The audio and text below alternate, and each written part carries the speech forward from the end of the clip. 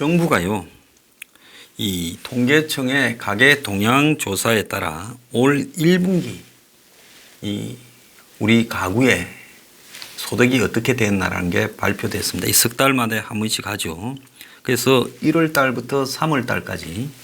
그런데 지난번에 보면 지난 2018년 4분기 때, 그러니까 5분이면 가장 소득이 낮은 밑에 20%입니다. 그러니까 아주 한국에서 제일 소득이 낮은 20%. 이 계층이 지난 12월 그 4분기 때 마이너스 17.7이에요. 그런데 통계청이 이번에는 이것이 마이너스 2.5로, 그러니까 그때보다는 15%가 줄었다. 여전히 소득이 줄기는 했지만 이제 훨씬 나아졌다. 이렇게 이제 포장을 할 수 있겠죠.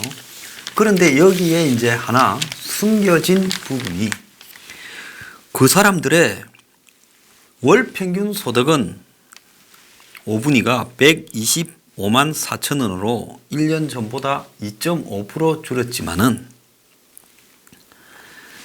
그런데 그 줄은 부분이 4분기보다 15%나 줄었는데 마이너스가.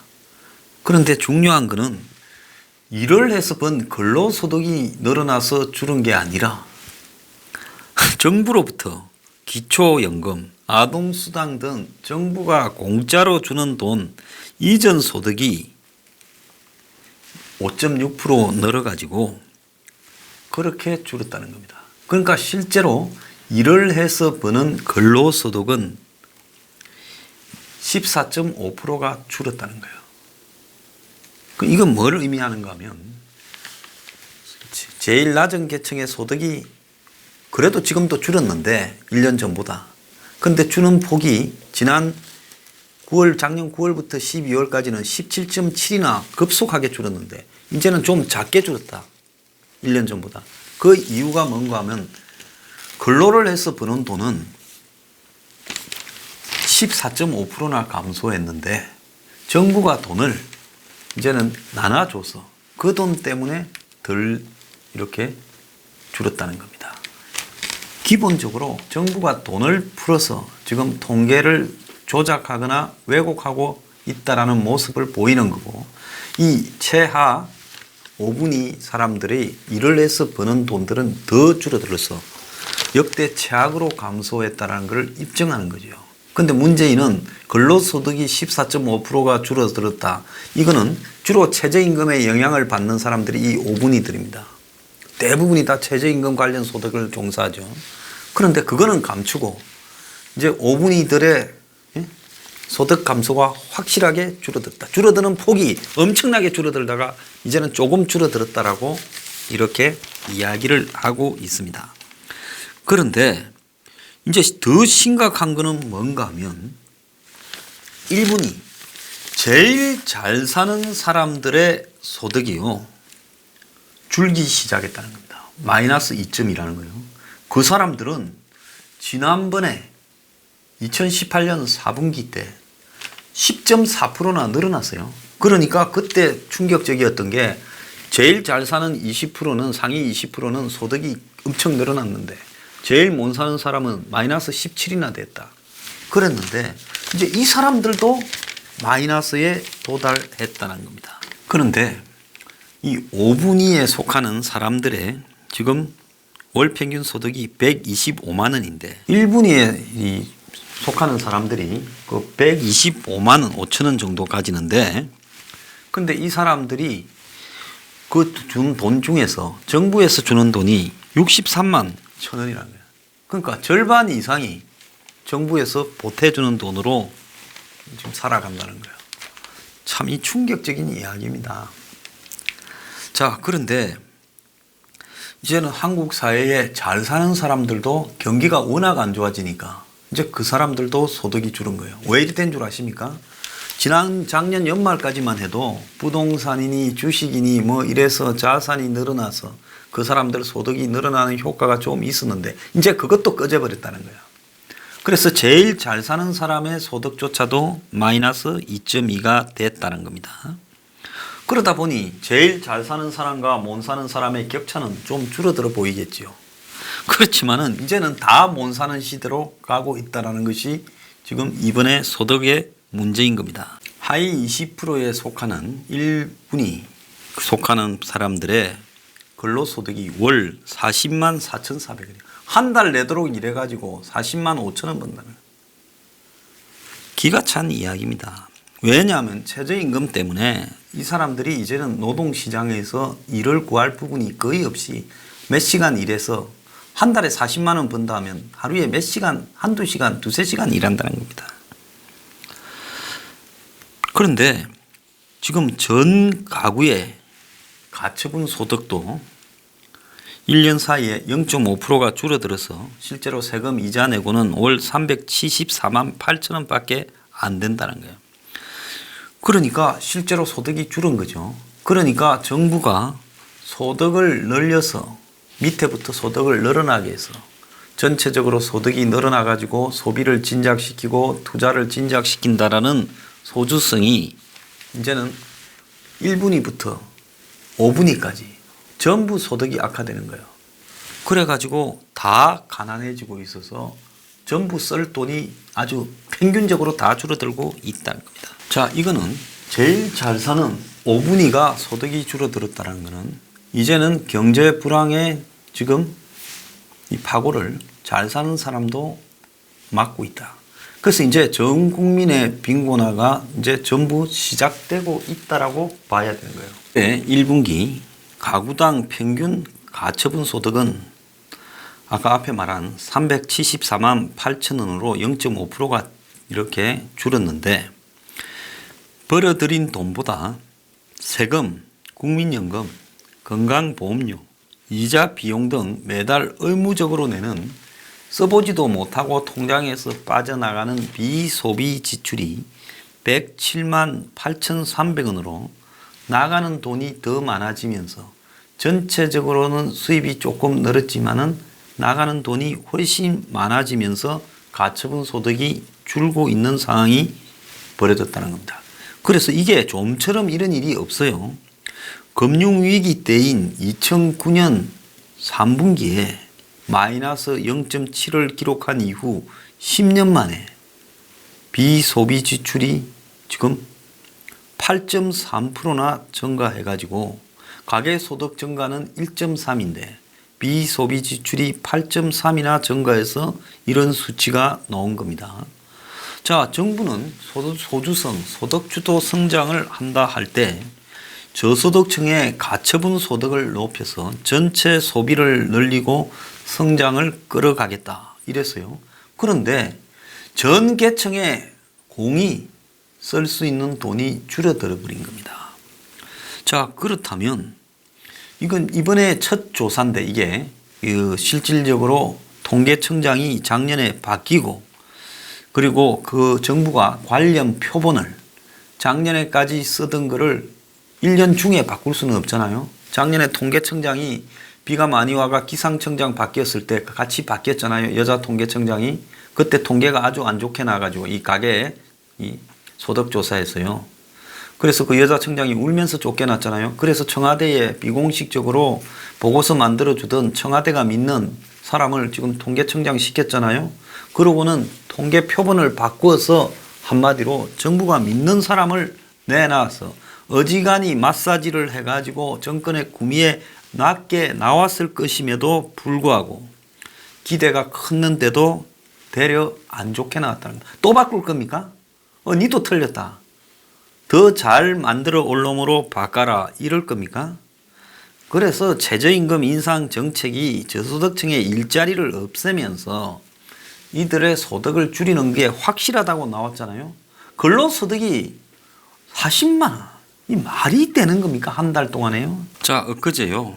종로구 현대중공업 그 개동 사옥 앞에서 지금 경찰이 18명이 얻어맞았죠.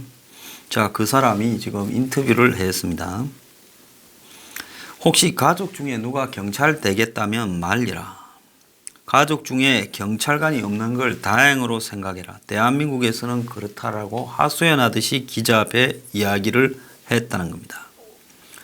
자, 이분은요, 그 현대중공업 앞에 현대중공업과 대우조선 이 합병 반대 집회에 지키다가 안에 막 밀고 들어가려는 걸 말리다가 민노총 조합원들한테 끌려가서 무차별로 폭행을 당했다는데요.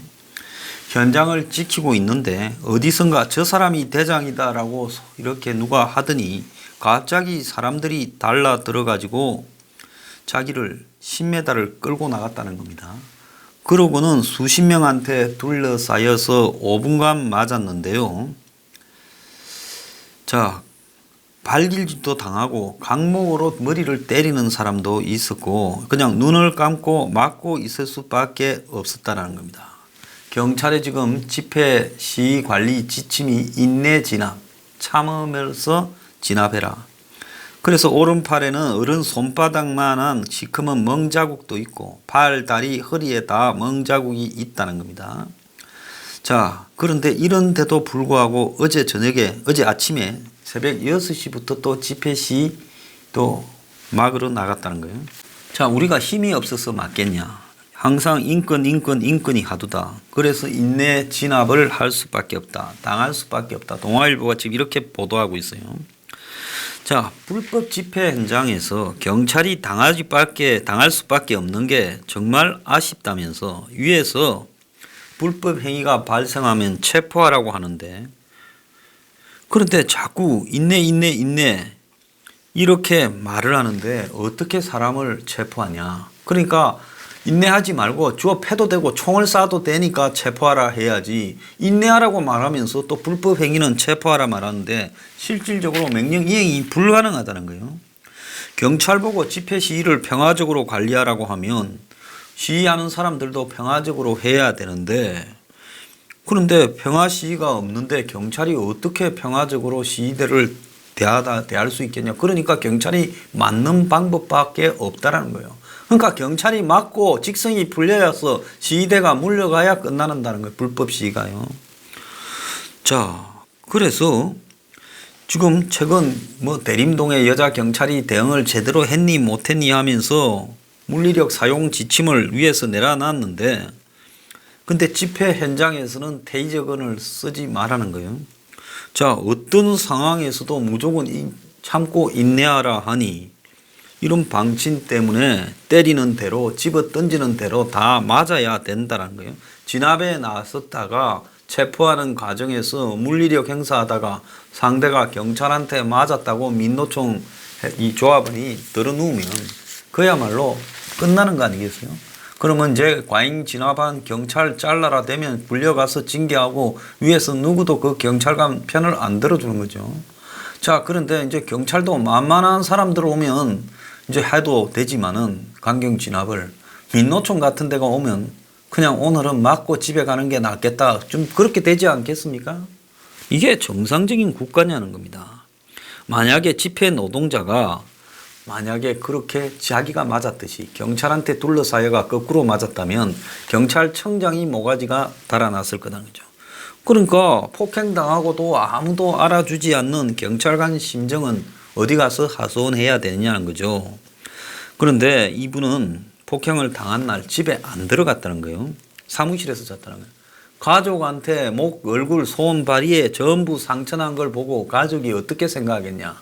그래서 아마 멍이 좀 사라질 때까지 밖에서 빙글빙글 돌아야 될 것 같다는 거예요. 자, 그래서 앞주머니를 열어보니 호랑이 연고를 이렇게 이제 몸에 곳곳에 바르면서 집회 현장을 다니다 보니 몸이 성한 데가 없다. 그 멍들고 삔 데는 이게 제일 좋더라 하고 바르고 있다는 겁니다. 그래서 당분간 상처가 거의 없어질 때까지 경찰서에서 묵고 자야 되겠다. 가족이 걱정할까봐 집에도 못 들어가겠고 사무실에서 지내는 게 일이다라고 답답해 했다는 겁니다. 자, 집회 시위 현장에서 폭행을 당하고 나면 경찰은 오만 생각이 든다는 거예요. 처음에는 당황스럽고 나중에는 부끄럽고 그 다음에는 수치스럽다는 거예요. 그래서 집회 시위자들에게 맞고 복귀한 날 밤에는 자다가 화가 나서 이불 걷어차는 이불킥을 한다는 겁니다. 자, 그래도 참을 수밖에 없는 게 한국 현실이라고 하는데요. 자, 이 경찰관은 이 현대 사호가 앞에서 무차별로 맞고 나서 보니까 자기 시계와 선글라스가 없다라는 거예요. 그래서 맞고 나서 보니 시계도 사라지고 선글라스도 없고 살아서 돌아와 보니 몸 상태는 걸레가 되어 있더라. 자, 이게 한두 개이 아닙니다. 이런 게요. 원래 시 현장에서 보면 맞는 사람들이 뭐 잃어버리는 게 많습니다. 심지어 경찰 방패 헬멧까지 뺏어가가지고 경찰이 그것도 뺏긴 경찰들은 또 반성문 써야 됩니다. 그런데 그렇게 피해를 입히고 경찰차를 불태워도 거기에 대해서 소송 그런 걸 다 취하라고 하지 않습니까? 자, 이 나라가요, 무법 국가로 가고 있어요. 그런데 이렇게 팬 시 참가자 민노총 조합원 12명을 경찰이 연행을 했는데 그 중에 10명은 바로 그냥 하룻밤 지내고 새벽에 풀어줬다는 거예요. 2명도 또 풀어줄 거예요. 자, 이 나라는 경찰 위에 민노청이 있습니다. 그래서 민노청장이 경찰청장보다 더 높고요. 청와대와 대등하게 만들고 있어요. 그럼 문재인은 왜 이런 민노청을 방치합니까? 그들이 거리에 폭력 시위대로 그야말로 이렇게 경찰까지 진압하는 훈련이 되어야 언젠가는 문정권이 위기가 왔을 때 또 거리에서 촛불 들고 문정권을 그들이 지켜줄 거니 자신이 만든 호위대를 어떻게 자신이 처벌할 수 있겠냐는 겁니다. 그러니까 마두로나 차베스가 허구한 날 노동자들이 이 파퓰리즘에 자신을 따르는 똘마니들 데리고 그들을 갖다가 앞에 세워서 정권 지키는 거하고 똑같은 지금 상황이 벌어지고 있는 거예요. 이 나라는 1등 국민이 민노청입니다. 민노청. 자, 지금 이재용이가 웃기고 있는 게 이재용이하고 친한 이찬진이 한글과 컴퓨터 대표가 이재용에게 타다가 요즘 6,500만 원 한다라는 개인 택시 매너를 사들이고 정부가 이 매너를 타다 같은 사업 매너로 전환해 주면 어떨까, 이제 이런 이야기까지 지금 주고받고 있습니다. 그래서 이자들이 택시에 이렇게 꽂힌 것은 이제 이 택시를 가지고 마치 미국의 우버처럼 포장을 해서 뭐 모빌리티 사업이라고 택시 사업 이름을 바꿔갖고 기껏 봤자 앱 조금 잘 돌아가는 거 깔고 그 다음에 무슨 그 택시 좀 깨끗한 거, 그리고 뭐 기사들 처음에는 지금 월급 주고 있겠지만 나중에 이자들이 택시 시장을 장악했을 때 택시 기사들한테 완전 월급제를 주겠어요? 그래가 한국 택시가 남는 게 있겠어요? 그럼 이자들은 땅 파놓고 이러겠습니까? 노리는 게 있지 않겠습니까? 처음에는 월급제니 무슨 택시 기사도 소수는 인권을 보장해 주니 이러겠죠. 궁극적으로 노리는 거는 뭘 노리겠습니까? 결국 그들이 진짜 노리는 거는 한마디로 택시 시장을 갖고 플랫폼을 장악을 해서 그걸 갖고 혁신 사업이다, 4차 산업이다 이렇게 포장해서 결국은 뭘 하겠습니까? 상장해서 투자 수천 수조 원 끌어들이고 그리고 또 좀 있으면 손 털고 나가겠지요. 지금 오늘 삼성바이오 김태한 사장에 대해서 지금 영장 실질 심사를 하고 있습니다. 자, 지금 결국은 이들이 듣기를 원하는 것은 뭐겠습니까? 이재용이가 지금 삼성바이오, 삼성에피스 관련 점거 인멸을 지시한 장 본인이다라는 걸 지금 캐내려 그러겠죠. 자, 그래서 지금 이재용이 그런 지시를 했을 개연성에 대한 여러 가지 자료들을 흘리고 있습니다. 자, 그러면서 이들이 지금 삼성이 지금 바짝 긴장해 있는데요. 오죽하면 이재용이 조지 W. 부시를 데려와 가지고 노무현 추도식이란 명분하에 어제 만나는 모습을 보이면서 내가 그래도 좀 이렇게 위치에 있으니 좀 정권도 협조할 거니 봐주라 이런 지금 신호를 보냈겠습니까? 자, 그래서 지금 삼성전자 주식까지도 막 2%나 오늘 떨어졌대요. 자, 이거요, 이런 식으로 해서는 제가 볼 때는 안 된다라는 겁니다. 자, 삼성전자가 지금 그러면 문재인이 뭐 하려고 삼성전자 화성공장에 갔습니까? 집권한 지 2년이잖아요. 그러면 지난번에 박근혜 부분 조사할 때 집권 초에 또 빨리 했어요. 이재용에게 추가적으로 얹어서. 그럼 법대로 하든지 아니면 풀어줄 것 같으면 그냥 경제를 위한다고 옛날처럼 하던 이야기 하면서 이재용이 또 무슨 고용 창출한다고 풀어주든지. 자, 넣었다 뺐다 하면서 지금 뭘 하자는 겁니까?